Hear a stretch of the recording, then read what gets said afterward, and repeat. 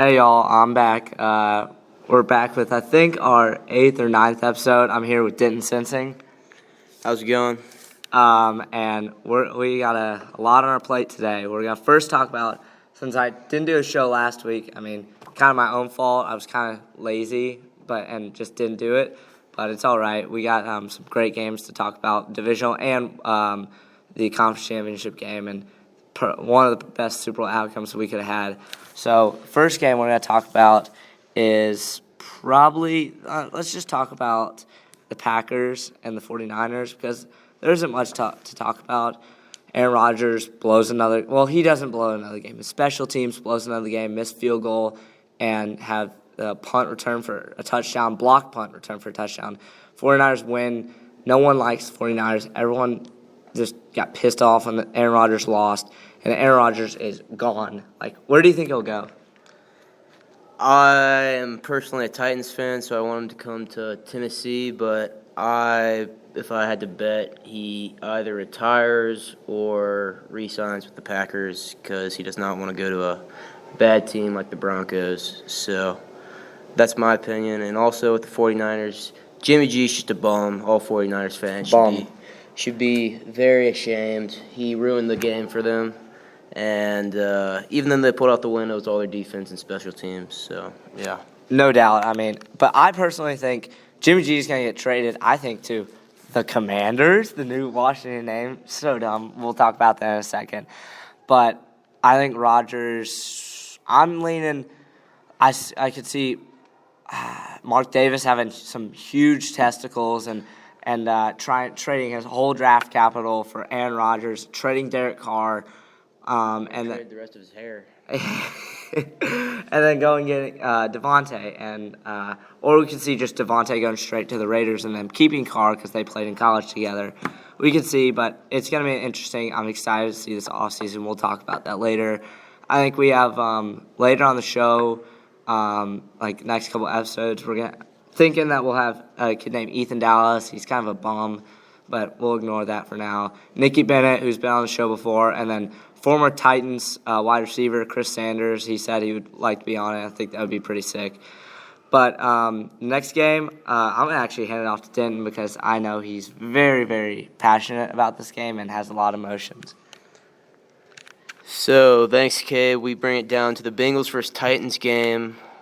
A very competitive game. I was there watching, a loyal Titans fan all season, to watch Ryan Tannehill with the return of the king and Derrick Henry absolutely blow it with 3 interceptions, the most of, well, he tied the rest of the NFL with 3 interceptions. All other quarterbacks had 3 interceptions just to show how bad he is. Needs to go. Titans had 9 sacks, should have been 11. 2 got called back because of stupid penalties by the refs.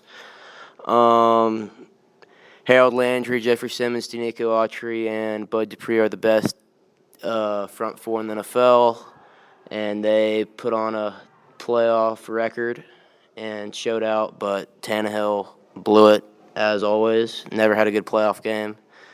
The King, Derrick Henry, in his return, wasn't quite there, wasn't 100%, only had about under 70 yards, only about 3 yards per carry, but the tractor will get back out there. He'll be moving next year, but Tannehill's got to go. Sadly, Titans owe him $40 million next year. Yeah, Cabe was right about that. So tough. So I don't know how John Robinson, the GM of the Titans, will figure that out, finagle the cap scenario. But we'll see if he can work his magic. But it's a bummer for Titans fans who'll probably be sticking around. But I have to give the Bengals, Joe Shiesty, some credit. They played a good game, but they're still – Titans lost the game more than they won it for sure. Tannehill just literally laid an egg and just threw it, basically wanted to give him a hug at the end of the game. He just wanted to lose, basically. He should retire. I mean, he's awful. Without Derrick Henry, I mean, God, what a bum. QBR, worst in the NFL. I don't know. At least in the mid-20s, he's terrible, so – at least that's my opinion. I know I've kind of rambled on, but we'll move it on. I'll hand it back to Cabe to talk about the Rams and Buccaneers game. Great take. I wanted to put a couple notes on the Titans game. Ryan Tannehill threw a pick, first pass of the game, first pass of the second half, and last pass of the game. Awful. Like, 3 of the worst times you could throw a pick. And then the Bengals, obviously, Evan McPherson, Monty McPherson kicks the game-winning field goal. I mean, I love Joe Burrow. So I'm excited that he's in the Super Bowl, which obviously most of y'all know if you're listening to this, but we're going to talk about that in a little bit. But I'm excited for the Super Bowl matchup. But, yeah, I mean, Denton kind of said it all. The Titans lost it themselves. Yeah. So this game, I was at a hockey game, so I watched the first half up until almost I think I was listening to the end of the second quarter in my car, and I went to a hockey game, and then midway through the fourth quarter, I believe it was 24-3, I believe, or maybe 28-3. I think it was 28-3. Or 28-6, sorry, 28-6, and everyone thought the Rams were going to win. And then Tom Brady, in his last game, comes back. Yep, I mean, pretty obvious. It's been everywhere. Tom Brady retired at the age of 44 after 22 years. Greatest player of all time. There's no really debate about that. No debate. I think there's only one debate that he's the greatest sports athlete of all time. Him and Michael Phelps, I think, are the 2 best. And if you don't agree, then just fuck you. LeBron James.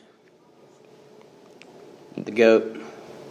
No. LeBron James has hurt his career off the court. But, yeah, he led that comeback. But the Rams actually kind of played like the Titans, and they lost it themselves. Cam Akers fumbled twice. He also fumbled at the end of the first half when they were about to score, and they fumbled at the end of the game. Stafford, I think, threw like maybe 1 or 2 picks. But basically, Brady compromised on those poor decisions and those poor moves. But Matthew Stafford shows that Matthew Stafford not in Detroit is a beast and a baller. And he led them down to like two shots down the field to Cooper Kupp, and then kicked a game-winning field goal, Matt Gay, to send Tom Brady on his way. But props to Brady, greatest player of all time. And he if they won that game, even if they didn't win that game, he led that comeback, and his defense blew it. So props to him. I don't care if you're a Brady hater or whatever, you hate him, you got to respect the man. He is unfreaking believable. And then, you want to talk about that game at all? Yeah, quick note on the Rams. I think Cooper Kupp, he's representing all our white boys out there. No doubt. Hyping us all up, breaking the receiving record of all time, including the playoffs. As Cabe said, he had 2 big plays to set up the 49ers, the Rams on their winning drive against the Buccaneers. And, I'll keep it rolling. And now the Super Bowl that they'll be in a few weeks. So, yeah, just respect to him for being a stud and being unstoppable. Yeah, no doubt. Shout out to Cooper Kupp. He's representing us well. So maybe the great top 5 game of all time, in my opinion. I mean, if you saw this game, it was a gift from God, I would say, from this game. Except the outcome's not how we wanted, but man, holy shit, man! I've gotten fired up about 2 games in the past week, which I'll probably just show like a clip right here of Josh Roberts hitting the game winner at my high school on Jackson night. That was, I still am amazed right now, and I'll show a video of that. And then this game, I like the Bills. They're kind of like the Browns, like they're always lost and they never could win. And respect to Tyler Lobb, massive Bills fan, but they couldn't come out at this. Gabriel Davis had 200 yards receiving and 4 touchdowns. 4 touchdowns, unreal. And Josh Allen played the game of his life. And everyone won a 3-game series of this, like like amazing, and then Patrick Mahomes becomes Patrick Mahomes, and after the Bills score, there's 13 seconds left on the clock, and Patrick Mahomes leads them down, kicks the field goal, and then here's where we got to talk about the overtime rules. I know in the conference championship, Chiefs won the toss and they lost the game, but that's how Patrick Mahomes threw a pick. So in this game, Chiefs win the toss, and everyone and their mom knew, oh shit, Chiefs just made it to the AFC Championship game, and look what happened. Overtime rules need to change so bad. My take on it is, I think I have a couple opinions, but here's my main one. Either go a whole nother quarter, and then after the quarter do like college rules where it's like maybe start from 10, and then no field goals, only touchdowns, go for 2, just so the game would finish faster, but have a whole quarter if it's still tied, that. Or have like 8 minutes and both teams get the ball, and like, for example, if Patrick Mahomes threw a pick 6, game would be over. But both teams need to have possession of the ball. Bottom line, coin toss should not decide the winner of a game.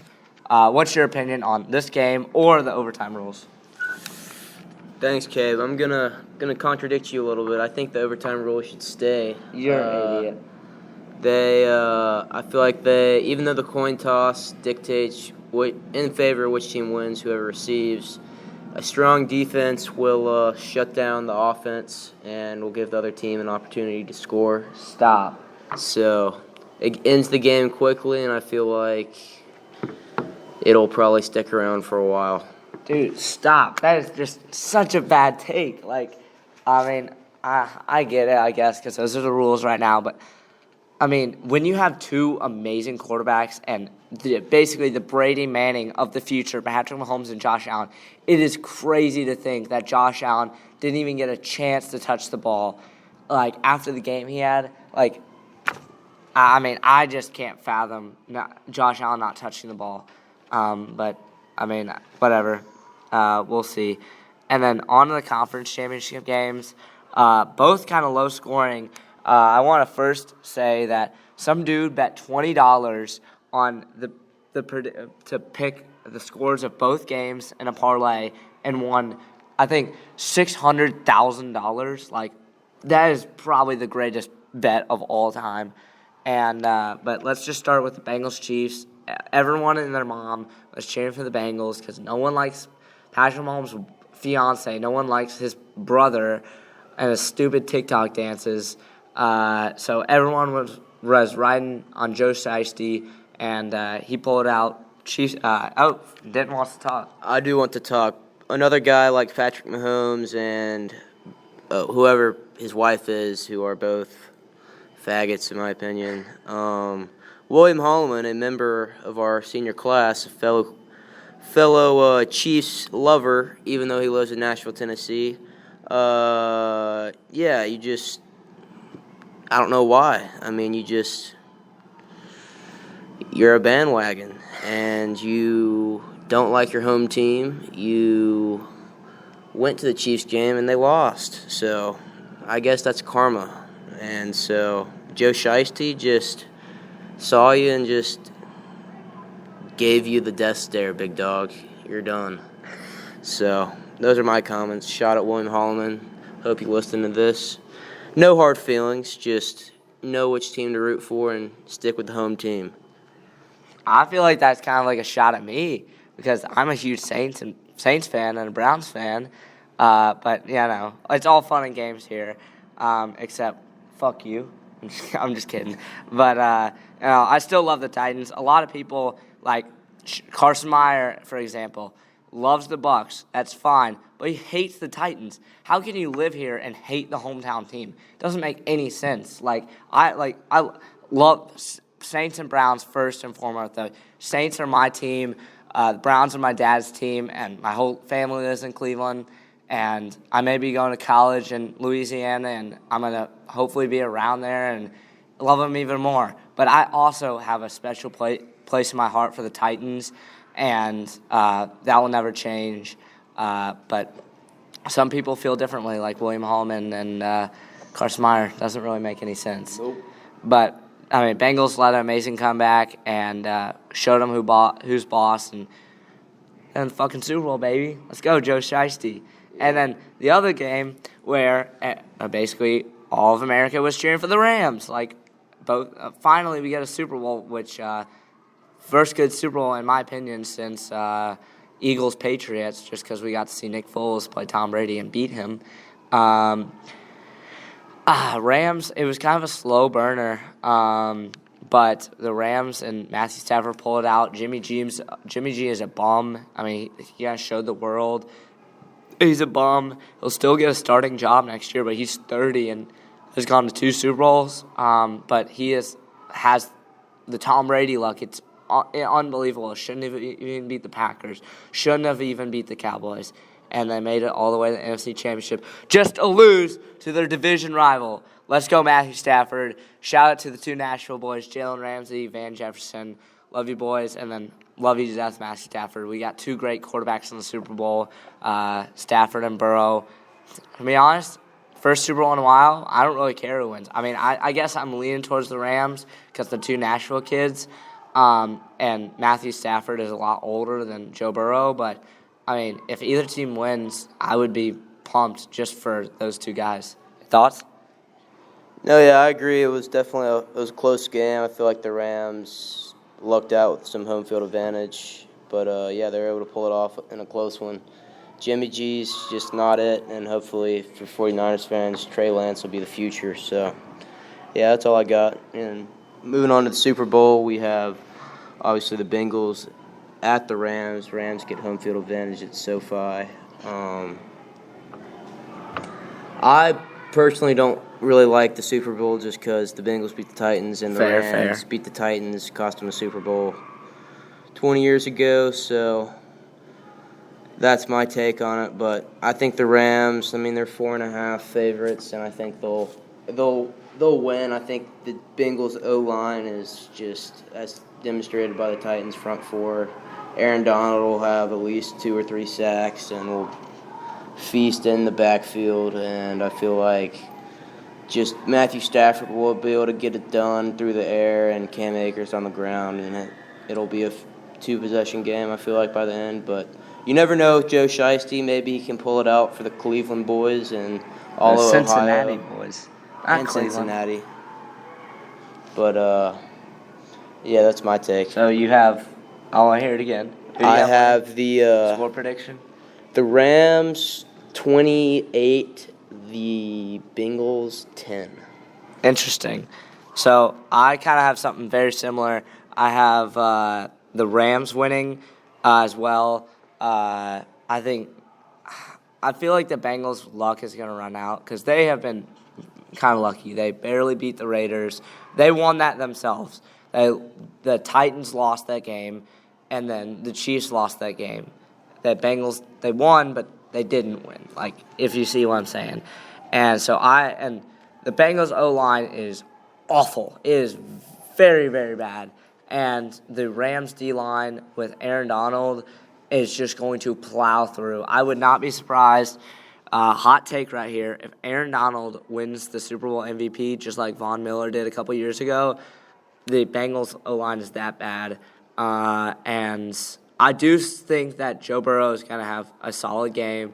I think he may throw like 1 pick to Ramsey near like in kind of trash time.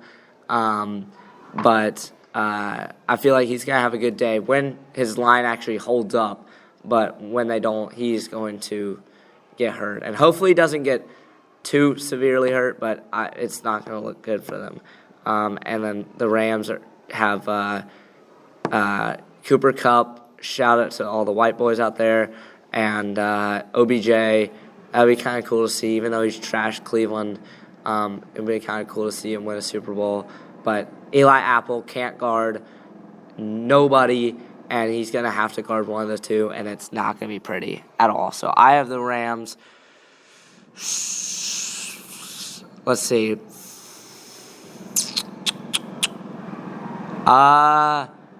35-21 with a defensive score for the Rams. that's my take. So next up, we're going to talk about the head coaching hirings. I was actually right about Broncos hiring Nathaniel Hackett. Got that spot on. And he just hired the Packers tight ends coach to be his offense coordinator. The Raiders, I had no idea who they were going to hire. And, I mean, I guessed Jim Harbaugh, but they hadn't interviewed anyone up to that point. And so but they hired Josh McDaniels, and they hired the Patriots executive to be their GM. Great. I feel like it's a good hire. Josh McDaniels tried to pick the right job in the most successful franchise that had a head coaching opening that wasn't a division rival, because the Dolphins. I feel like it's a good hire, and hopefully he turns it around, because last time he had a head coaching job, he did not do well. So hopefully we can see what he does with Derek Carr, or see if he gets Devontae Adams. And then finally, the Bears hired Matt Eberflus, which is William Cook's guy, Colts defensive coordinator. I didn't like the hire personally, but the hire that they made to make their offensive coordinator made it look good. Because the Bears have a good defense, and they don't really need defensive help, so I was looking for them to get, like, a guy like, I don't know, Brian Dabble or Doug Peterson to be their guy. But, I mean, Everloof is okay. He kind of, like, screwed them out of the playoffs against their loss against the Jaguars. But they made a really good hire. Don't remember his name, but he was the Packers quarterbacks coach, which, he's good because he coached Aaron Rodgers. Or Aaron Rodgers made him look good. But, I mean, I think it's a good hire by the Bears. Still think they're not going to be in the playoffs, and I feel like Matt Nagy already ruined Justin Fields.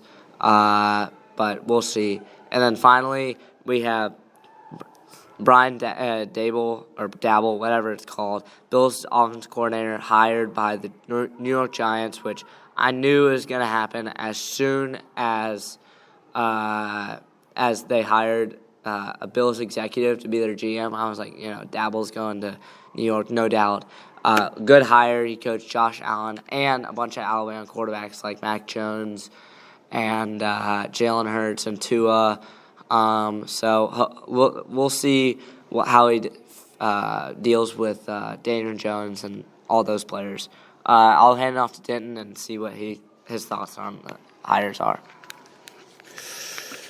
Yeah, so I think the Raiders, I would not have gone with Josh McDaniels. I would have kept Rich Bisaccia just because all they've been through this year. I feel like he's a player's coach and can really get them through the kind of next couple years. Maybe hire a coordinator like Doug Peterson to improve the offense. That's what I want the Saints to do. Because Sean Payton has retired, which I think he'll come out of retirement next year, and then he'll want to go to the Cowboys, and then the Saints will get draft picks, which I'm not super opposed to, but because draft picks are always good. So it's curious to see who the Saints will hire. I think personally, since we didn't talk about this last time because it didn't happen, I think they'll hire Dennis Allen. They'll promote him from DC to head coach, and then they'll hire like Doug Peterson or Jim Caldwell to be their offense coordinator. But that's just what I have to say about the Saints. Go, keep saying what you're saying. I was just saying with Bisaccia, he knows all the players. Players coach. Exactly, a lot like Mike Vrabel over in Tennessee. He wrote letters to all the players on the team, and that kind of went viral on social media. Just kind of shows his character, and especially when the Raiders have been through a lot of controversy with Henry Ruggs, Gruden, and Carl Nassib. Carl, the gay guy. A lot of controversy over there, and he can really ground that ship and keep all the players in line, and I know all the players love him. One of my homeboys, Will Compton, shout out the boy, spoke about it on Bussin' with the Boys, how much he loved Bisaccia and how much he was there after his mom passed away over the season. So that's my opinion, but McDaniels, I feel like he's definitely proved himself as an offensive mind, so he'll be good there.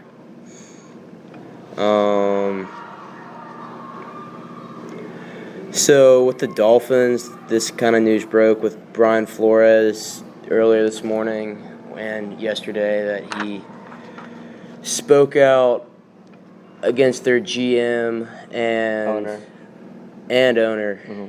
And what was his name, Cabe? Stephen Ross is their owner. And he was gonna pay $100,000 per loss if Brian Flores would tank the team to get better draft picks. In 2019, which it was literally the whole joke was tank for Tua, but they were actually tanking for Tua. Like, you don't ever see that. And tanking for Tua turned out to be a terrible decision. Maybe tank for Burrow. Yeah, I should have tanked for Burrow, but Flores, they couldn't get the 1 seed because he was just that good of a coach, in my opinion, and I feel like their GM was just a complete fool. Chris Greer's their GM. Yeah, both him and the owner were just stupid, and I feel like they're going to get chastised a lot by the league, and there'll be some big fines, and who knows what'll come out behind the scenes. So we'll see. Have to wait in the next following months to see what happens. But I think wherever Flores goes, whether it be I know he won't go to the Giants, but maybe the Texans. So he'll find success. Maybe not in the Texans because they're a dumpster fire. So I think maybe if he does turn around the Texans a little bit, he'll get another job after that at a better place. So yeah, that's my opinion. Yeah, I mean, well said. Chris Greer, the GM, he basically told Ross to fire Flores because Flores didn't like Tua. And I mean, if think about this right now, they're tanking for Tua, and he wanted to pick Herbert. Every scout, everybody except the GM and the owner wanted to pick Herbert, and no one listened. And they picked Tua, and he's been okay, honestly. He hasn't been as bad as people put him as, but Herbert and Burrow have been on another level. $100,000 per game, which has a lot of money per game. Over $1.1 million because they lost 11 games. Pretty nice under-the-table paycheck, if I say so myself.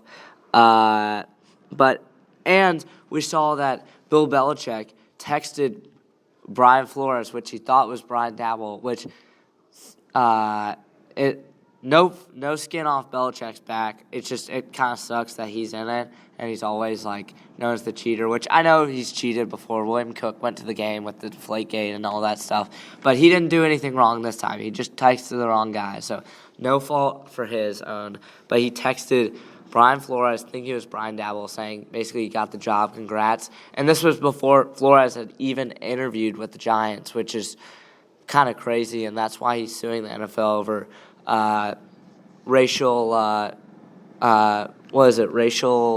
discrimination, yep. And which is kind of dumb because why would it happen for him? He's literally a great coach. Like, Eric Bieniemy, I don't know if it's because he made it so far in the playoffs, but he has not gotten one interview. I don't think that's racial because he got so many interviews last year, but that's kind of interesting because he's a top coordinator. And then Flores there's no way he doesn't get it. Well, I guess now there's a chance, but I didn't think before this came out there's any chance of him not getting a head coaching job. But at the very worst, very, very worst, he's going to get hired as a DC, and he's going to be very successful and be in the head coaching mill carousel next year if he doesn't get hired as a coach, which I think he will. I think he'll get hired by either the Texans, you could see Vikings. I don't think he'll get hired by the Jags, but I hope he gets a shot. And if not, then I would love if the Saints promote Dennis Allen to go after him or promote like our safeties coach. But very curious to see what happens in the next couple of days with that. Yeah, it's going to be very interesting. Any other thoughts on Brian Flores? All right. Lastly, I know Denton has a lot of takes on this. We have a new name today. The Washington Commanders. I'm gonna actually give it to him first because I know he has some strong feelings about this. Yeah, Cabe. Whoever the whole Washington franchise is a complete dumpster fire. They are behind the Texans, the worst franchise in the NFL, followed by the Jags. But the Jags, at least you have some sunny Florida weather. Washington, you just nobody wants to be there. All the players. I mean, just look at the name, the Commanders. I mean, my 4-year-old cousin can do better than that. So, not a big fan. I'm sure everyone who's a player there is like, bleh. Like, I mean, they got to rep those jerseys for however long their career ends, but they want to get traded out of there, I know. And hopefully, I mean, they deserve it. They should get Jimmy G. I mean, he's a commander. He is a commander, and he will command them to a record of 4-13 next year. So, I mean, if I were Chase Young, I'd be sitting down right now and just shaking my head. I'd just be groaning and wanting out of there as soon as possible. I would go on strike, want to get traded out of there, because no one wants to be there. Scary Terry McLaurin, same thing. No one wants to be there. I wouldn't want to get thrown balls by Jimmy Garoppolo. I mean, it'll probably be a pick 50% of the time. So, yeah, the whole place is a dumpster fire. I mean, for a head coaching job, I mean, Ron Rivera, it's just, he was good. It was sad he had cancer and everything, but he's just lost his stuff. I mean, lost a step. He should step down. I mean, actually, maybe if he enjoys being a bad coach, he can still be there. I mean, that's kind of what they deserve. So, yeah, that's my take. They are commanding themselves to the dumpster and to misery and to complete trash. So, great job by the Washington Commanders. Should have stuck with the Redskins. Might have been racist, but could have. I don't know. You can make an argument that the Braves are equally as racist. The Chiefs, a lot of college football teams. Seminoles, lots of teams. So I feel like the Redskins should have stuck around. And yeah, what do you think, Cabe? I think the exact same thing. I'm a huge Cleveland guy 'cause my family's from there. So I was not too pleased when they changed the Indians' name to the Guardians. Fine, if you're going to change it to the Spiders, that was our old name before we changed it to the Indians. I wouldn't be super opposed to that. I hate Spiders, but, I mean, I think that's a pretty sick name. Like the Richmond Spiders, that's kind of dope. But same deal. It's like I read, like, a couple years ago an article by USA Today. I bet you can find it. Maybe not be USA Today, but they polled, like, a bunch of Indians, or no, a bunch of Native Americans, and they're like, do you think this name is racist? And 9 out of 10 were like, no, I like it because it shows our heritage and stuff. And I don't know, but that's just doing my own research and my own takes on that. I think they should have kept it. The only people that were complaining were the other side in D.C., or basically 95% of D.C. and all those people around the country, which I don't like to get into a bunch of politics. I don't like to bring in politics into sports. I think it makes sports terrible. But this was definitely a political move, and I'm not a huge fan of it.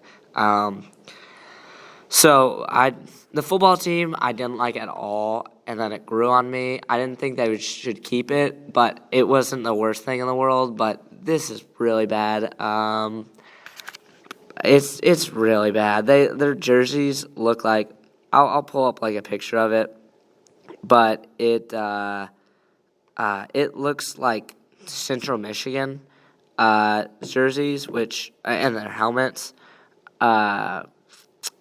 So it's not super great, and their alternate jersey I think looks pretty cool, to be honest, but their helmet, the freaking logo is on the top in the middle. Like, that is so. It's not on the sides. Like, And the Commanders and their logo they're so dumb. It's just a W. Like, make it creative. And the Washington Commanders, like, I saw a meme earlier. My friend from Chicago, shout out to Jack Erickson, went to the draft with him last year.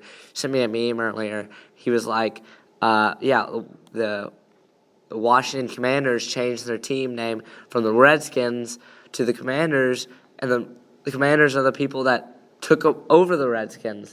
So, I don't know. I just think it's really dumb. Could have thought of another name. Some of the other names in contention were, I was talking with my friend Cabe Cook, and he loved this name. My favorite was the Red Hawks, and his favorite was the Armada, which is horrible. I think it's awesome. It's such a dope name. But it's not. It's like a frigate, like a ship. Who wants to be the Washington ships? Horrible. The brigade, like, stop. I don't think it's that bad, but Red Hawks is what I would have gone, just because former Presidents was an option. Admirals, that would have been okay. Equally as bad. I mean, it was okay. What was the other one? The DC Defenders, that was the AAF name, and that wasn't pretty bad. But the Washington Defenders, they probably picked, out of the 9 names, a top 2 worst names. Oh, yeah. But I don't know. It is what it is. Hopefully they'll change the name in another 2 years, but doesn't look likely. Let's see. Is there anything else you want to talk about? Anything at all? I'm good. I think we wrapped up this past couple of weeks really well, and the Washington Commanders are a dumpster fire. That's my summary, and I'm hungry for some lunch. Me too. We're gonna snack on some PB&Js. The amazing Sage lunch. It's I think hopefully there's a good hotline today, but yesterday was awful, so I don't think we'll get another good one today. But thank you, Denton, for joining. It's been a pleasure. Happy to be here. Hopefully, maybe before we go off to college, or even when we're in college, maybe the Titans go on a huge winning streak, or Ryan Tannehill gets shot, and maybe then so. I'll may give you a call and see you rejoice or something. Happy to help. All right. Happy to help out. Thank you, Denton. Appreciate it. Yes, sir. All right. See y'all. Thanks for listening. Peace out.